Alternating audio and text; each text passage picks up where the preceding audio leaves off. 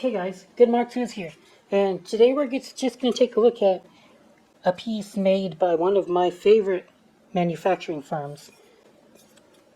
This is a relatively rare maker, and they made very, very cool things.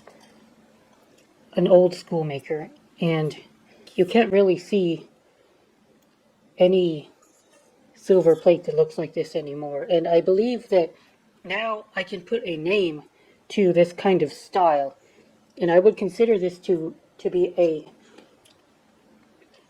piece of the aesthetic movement. The aesthetic movement was late 1800s, I believe, kind of before, maybe like the second half of the 1800s, before Art Nouveau became popular. And they used a lot of animals in their motifs and like scrolls. You can see a lot of scrolls in aesthetic movement pieces, and it's just gorgeous. I'm not sure if it ever had a lid, but I don't think it would have had a lid.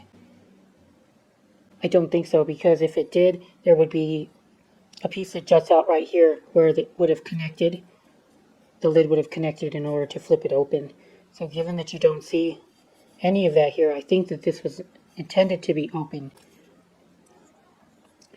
Just a gorgeous piece. And Redfield and Rice was one of my first major hits. I did sell a Redfield and Rice wine flagon. I call it a wine flagon. Basically, it's a pitcher, and it's very tall, elongated, and it had a really big handle. It was about 16 inches long, or tall, and I sold it for $3.25. It was one of my best scores. I think it's still my best score to date on any single one piece of silver plate that I profited off of. So I'll always remember that, and I do appreciate Redfield and Rice and their craftsmanship. Value of this, it's not going to be worth that much, given that it's just a single piece and there is some damage, but I wouldn't want to give this away either if I can't get $35, $40 for something like this. I'd rather keep it because Redfield and Rice is a very badass company. Historic. They'll never make silver plate like this again, and someday this kind of stuff will belong in museums. I just love the creativity that these early manufacturing firms had. Put the hoof as a foot, and then even